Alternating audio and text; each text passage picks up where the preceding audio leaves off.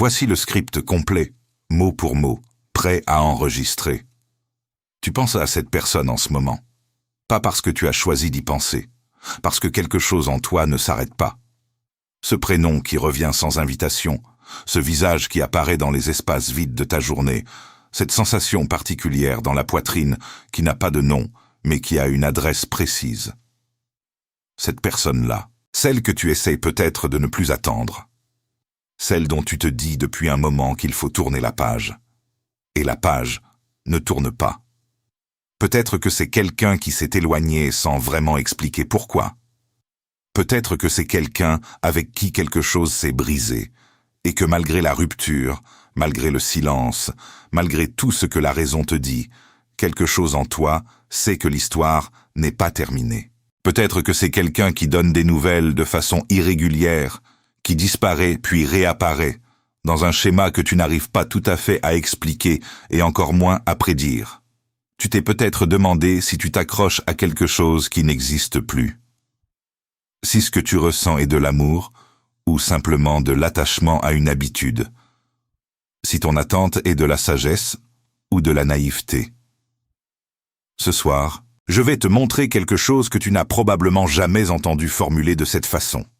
Quelque chose sur ce qui se passe vraiment dans l'inconscient de cette personne.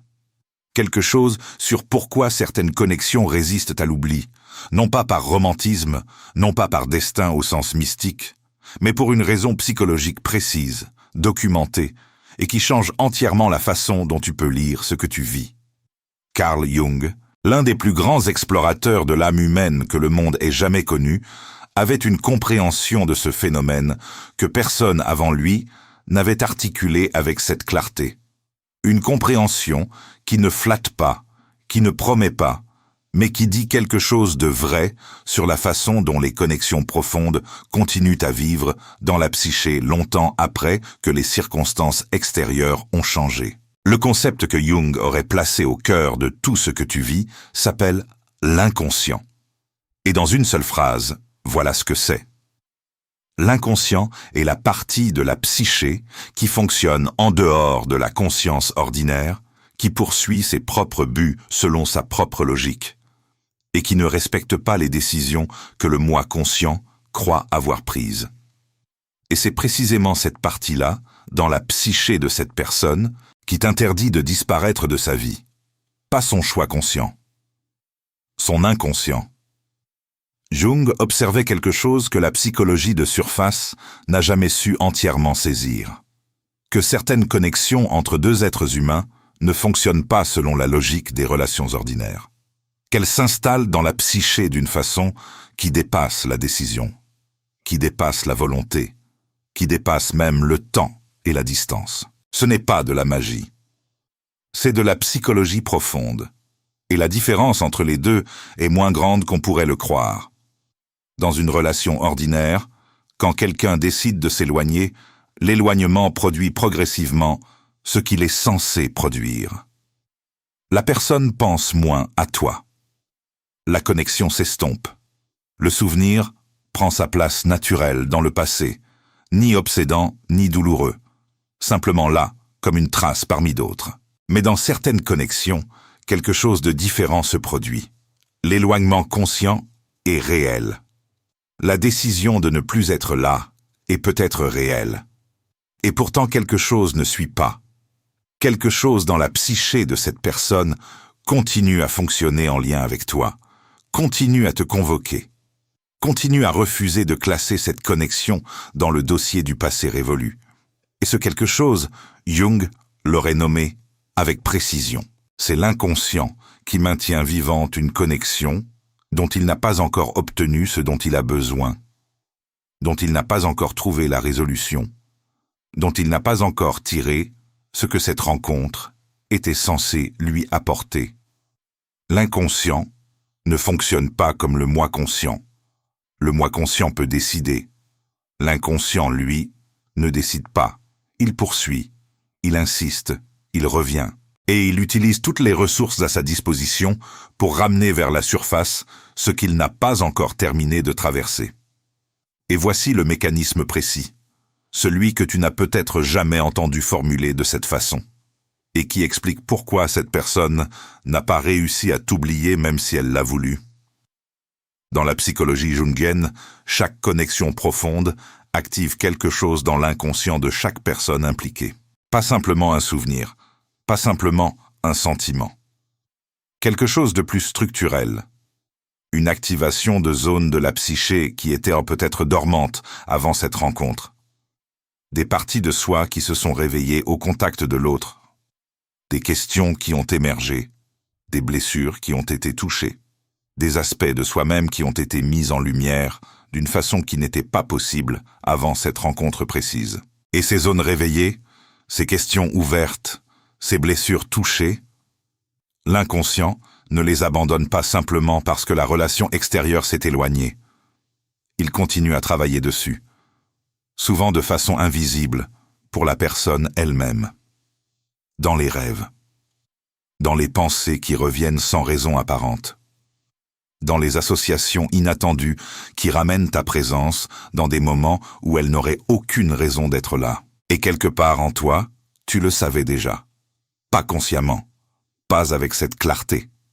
Mais ton âme savait que quelque chose n'était pas terminé, que ce silence de sa part n'était pas la même chose que l'oubli, que cette distance n'était pas la même chose que l'indifférence, que quelque chose continuait à travailler de son côté, en silence, dans les profondeurs, même quand la surface ne montrait rien. Tu le savais. Et c'est pour ça que ton attente a une qualité différente de la simple nostalgie. Elle a une qualité de certitude, pas de la certitude que ça va se passer d'une façon précise, mais la certitude que quelque chose n'est pas fini. Voici le paradoxe central de tout ce que je vais te dire ce soir. Une seule phrase d'abord. L'inconscient ne peut pas oublier ce qu'il n'a pas encore compris. Entends bien ce que ça signifie, parce que c'est peut-être la chose la plus importante que tu vas entendre ce soir. L'oubli, dans la psychologie jungienne, n'est pas simplement le passage du temps. L'oubli vrai, l'oubli qui libère, l'oubli qui permet à quelque chose d'être vraiment passé, ce type d'oubli ne se produit que quand quelque chose a été suffisamment traversé, suffisamment intégré, suffisamment compris pour que la psyché n'ait plus besoin d'y revenir. Quand une expérience est restée inachevée, quand quelque chose a été réveillé sans être résolu, quand une connexion a touché quelque chose d'essentiel sans que ce quelque chose ait eu la chance d'être pleinement traversé, l'inconscient maintient cette expérience active. Il la maintient vivante comme on maintient en vie une question dont on n'a pas encore trouvé la réponse. Et cette personne, si elle n'a pas pu t'oublier malgré le temps, malgré la distance, malgré peut-être l'intention consciente de tourner la page, c'est parce que quelque chose que ta présence a réveillé dans sa psyché n'a pas encore été résolu. Quelque chose que toi, spécifiquement toi, et non pas quelqu'un d'autre, a mis en mouvement dans sa vie intérieure et qui continue à se mouvoir. Ce n'est pas une promesse que ça va bien se passer entre vous. Jung ne te ferait pas cette promesse. Mais c'est une réalité psychologique. Tu occupes une place dans son inconscient qui n'est pas celle d'un souvenir révolu. Tu occupes la place de quelque chose d'inachevé. Et l'inconscient cherche toujours à terminer ce qui n'est pas terminé. Laisse-moi maintenant te décrire ce qui se passe réellement en elle ou en lui, les phases de ce processus inconscient, d'une façon que tu vas reconnaître peut-être à travers des comportements que tu as observés. La première phase est ce que j'appellerais la suppression consciente. C'est la phase où cette personne décide, ou essaye de décider, que c'est terminé, qu'il faut aller de l'avant. Peut-être qu'elle a de bonnes raisons pour ça. Peut-être que quelque chose entre vous a été douloureux, ou compliqué, ou impossible pour des raisons de circonstances. Peut-être qu'elle a peur de ce que tu réveilles en elle. Peut-être qu'elle ne comprend pas encore ce que cette connexion lui demande. Dans cette phase, elle fait consciemment ce qu'elle peut pour t'effacer. Elle ne regarde plus ton profil. Elle range tes affaires ou tes photos si tu en as laissé. Elle se dit « je vais de l'avant ». Et en surface, ça a l'air de fonctionner. Les gens autour d'elle voient quelqu'un qui a tourné la page. Mais l'inconscient, lui, n'a pas reçu le mémo. Et la suppression consciente, consomme une énergie considérable précisément parce qu'elle va à l'encontre de quelque chose qui cherche à se maintenir. Cette énergie dépensée pour ne pas penser à toi produit exactement ce qu'elle cherche à éviter. Jung le savait avec précision. Ne pas penser à requiert de penser à, pour savoir à quoi ne pas penser. La deuxième phase est ce que j'appellerais le retour souterrain. C'est la phase que tu ne vois pas directement, mais dont tu sens parfois les effets. Dans cette phase, l'inconscient reprend ses droits. Souvent la nuit, souvent dans les moments de baisse de garde, au réveil, dans les silences entre les activités, dans cet espace particulier, juste avant de s'endormir, où le moi conscient relâche son contrôle et où quelque chose de plus profond prend la parole. Ta présence revient dans ses rêves. Pas nécessairement de façon explicite, pas nécessairement avec ton visage ou ton nom, mais sous des formes symboliques que l'inconscient préfère. Une situation qui ressemble à quelque chose que vous avez vécu, une émotion qui te rappelle, un sentiment à son réveil qu'elle ne comprend pas tout à fait, mais qui a ta texture. Et dans ces moments, quelque chose d'important se passe. L'inconscient travaille sur la connexion. Il la tourne. Il l'examine. Il cherche quelque chose qu'il n'a pas encore trouvé.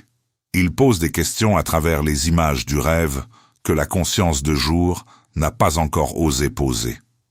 La troisième phase est ce que j'appellerais la remontée involontaire. Et c'est la phase que tu observes le plus directement de l'extérieur, souvent sans comprendre ce qui la provoque.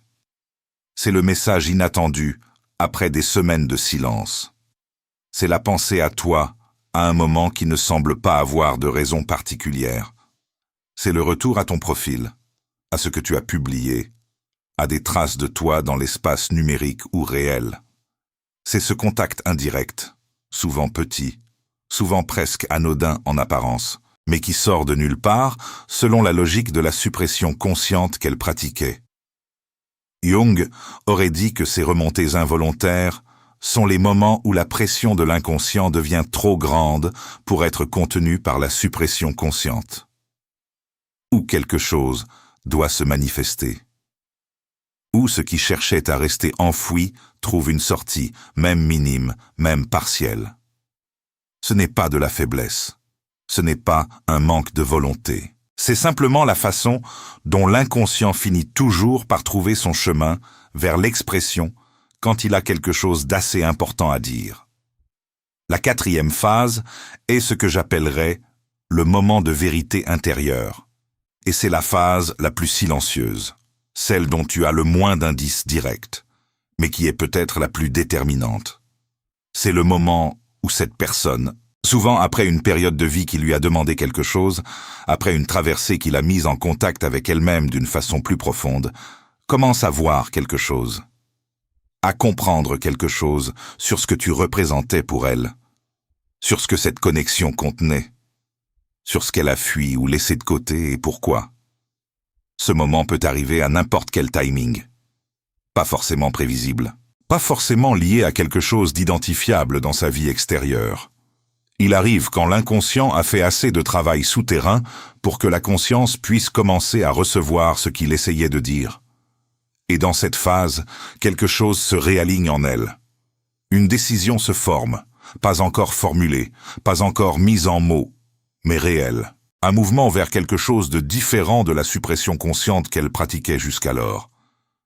Mais voici ce que Jung ajouterait. Et c'est la partie que la plupart des gens évitent, parce qu'elle est la plus exigeante. Pendant tout ce temps où tu as regardé vers elle, pendant tout ce temps où tu as observé ses comportements et cherché des signes, pendant tout ce temps où tu as attendu que son inconscient fasse son travail et la ramène vers toi, qu'est-ce qui se passait en toi? Parce que ce qui se passe dans son inconscient est une réalité. Mais ce qui se passe dans le tien est une réalité tout aussi importante. Et la vraie question ce soir n'est pas est-ce qu'elle va revenir. La vraie question est est-ce que toi, tu es prêt à recevoir vraiment ce que cette connexion demande? Parce qu'une connexion qui existe au niveau de l'inconscient, le type de connexion dont nous parlons ce soir, ne se résout pas simplement par un retour. Elle se résout par une transformation, par le fait que les deux personnes impliquées aient fait, chacune de leur côté et à leur propre rythme, quelque chose d'essentiel. Quelque chose qui consiste à comprendre ce que cette connexion a réveillé, ce qu'elle a mis en lumière, ce qu'elle a demandé qui n'a pas encore été donné, ce que chacun porte qui a rendu cette relation aussi intense et parfois aussi difficile qu'elle l'a été. Est-ce que tu as fait ce travail ? Est-ce que tu as regardé honnêtement ce que tu projetais sur cette personne, ce que tu cherchais à travers elle, ce dont tu aurais besoin de toi-même plutôt que d'elle pour te sentir entier ? Est-ce que tu as traversé quelque chose depuis que la distance s'est installée ? Ou est-ce que tu as simplement attendu que la distance se résorbe ? Ces questions ne sont pas une critique. Elles sont une invitation. L'invitation la plus importante que je puisse te faire ce soir, parce que si son inconscient travaille sur ce que vous avez représenté l'un pour l'autre, le tien aussi devrait travailler. Et si tu veux que ce qui se prépare dans sa psyché puisse rencontrer quelque chose de réel de ton côté, quelque chose qui soit différent de ce que vous avez déjà vécu, quelque chose qui puisse aller plus loin et plus profond que ce qui s'est brisé ou éloigné, alors ton propre travail intérieur est aussi nécessaire que le sien. Ce que tu ressens pour cette personne est réel. La persistance de cette connexion dans ta psyché dit quelque chose de vrai sur la profondeur de ce que vous avez eu. Et cette profondeur mérite d'être honorée, non pas dans l'attente passive, mais dans le travail actif de devenir quelqu'un qui peut vraiment recevoir ce que cette connexion a à offrir quand les conditions seront réunies. Son inconscient lui interdit de t'oublier. C'est vrai. Mais ce que tu peux offrir à cette vérité-là, ce n'est pas simplement ta présence. C'est ta transformation. C'est le fait de devenir, à travers ce que tu as traversé, quelque chose de plus entier, de plus conscient, de plus capable de tenir la profondeur de ce qui existe entre vous. La douleur de cette attente est réelle. Le poids de ne pas savoir est réel. Et quelque chose dans ta façon de porter tout ça dit quelque chose de précieux sur qui tu es, sur ta capacité à rester avec quelque chose de difficile sans le fuir, sur la profondeur de ce que tu peux ressentir. Ne te juge pas pour cette persistance. Elle dit quelque chose de vrai sur la nature de ce lien.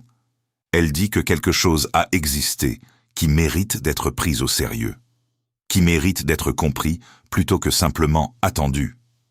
Et ce soir, si tu commences ce travail, pas le travail de comprendre ce qu'elle va faire, mais le travail de comprendre ce que tout ça t'enseigne sur toi, tu auras fait quelque chose de plus important que d'attendre un signe. Tu auras commencé à devenir quelqu'un qui peut vraiment recevoir ce qui vient. L'inconscient ne ment jamais, ni le tien, ni le sien. Et ce qu'ils disent tous les deux ce soir, en silence dans la profondeur, c'est que quelque chose ici n'est pas encore terminé. Ce que tu fais de cette vérité, c'est entièrement à toi. Dis-moi juste une chose dans les commentaires. Est-ce que tu attends le retour de quelqu'un en ce moment, en silence, sans vraiment savoir pourquoi tu n'arrives pas à lâcher ?